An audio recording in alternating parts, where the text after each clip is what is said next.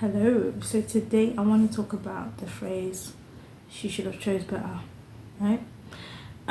This is such an important topic for me because I feel like victims of abuse, victims of domestic violence, victim of of bad marriages, they always, all single moms, they always tend to be victimized, and they always have this phrase thrown at them that they should have chose better, they should have known better, right?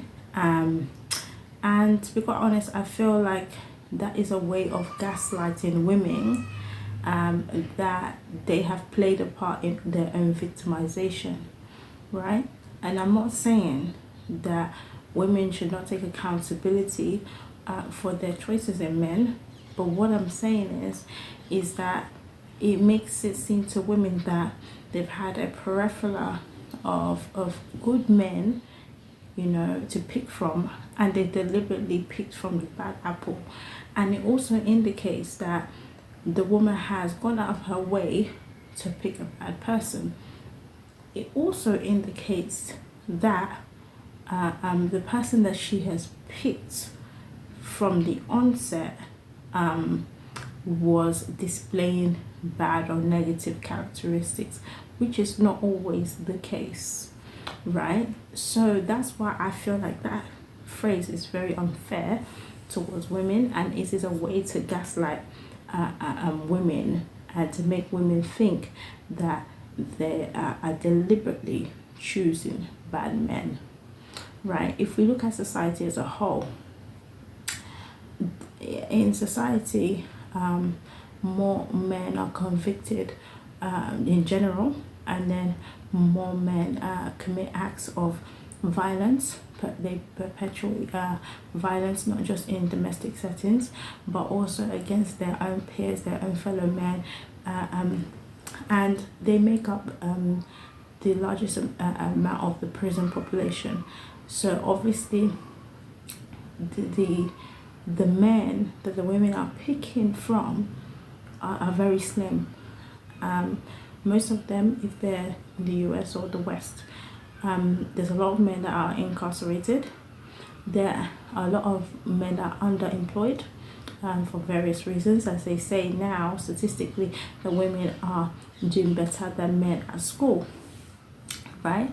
So they are not able to sometimes provide for themselves. Maybe they don't have a home, they don't have a car, they don't have a stable job, they don't have a stable income. So women can't pick from those men, right?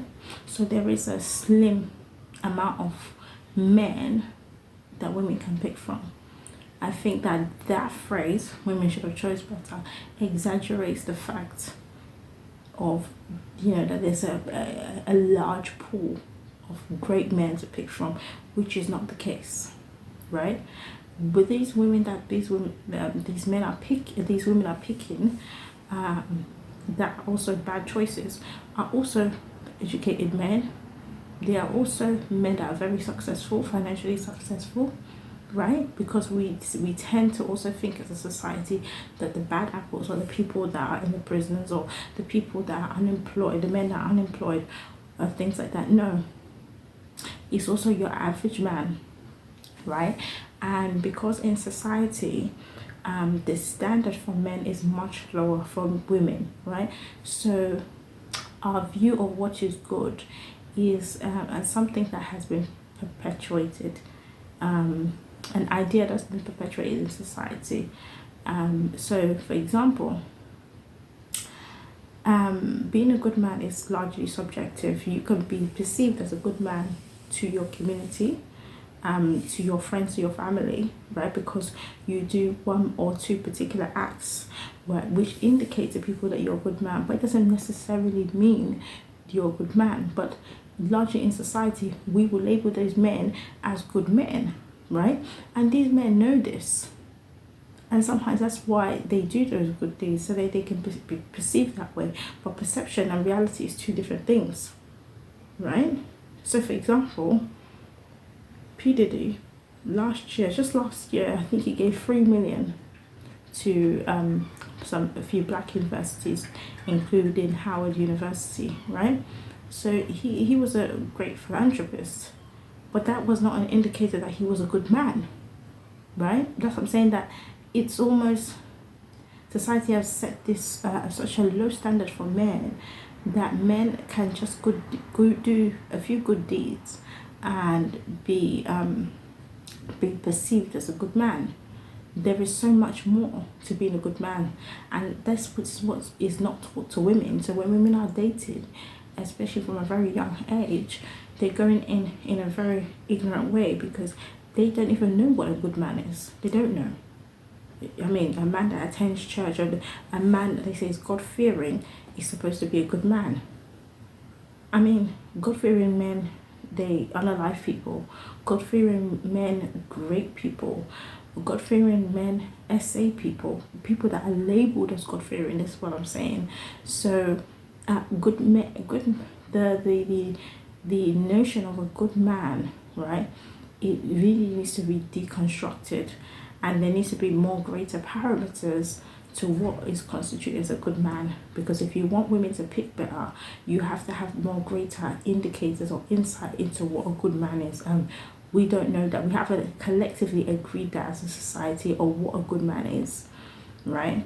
But the reality is that there are not a lot of good men, and that's also based on the fact that we live in a patriarchal society, right, that gives men more value just because that they are a man, right? So that in itself kind of gives that male privilege, where he doesn't have to work on himself, because the fact that he is a man in itself is giving him value, whereas women have to work towards value, right? They have to work towards value by being a good woman. They have to work towards value by doing good deeds.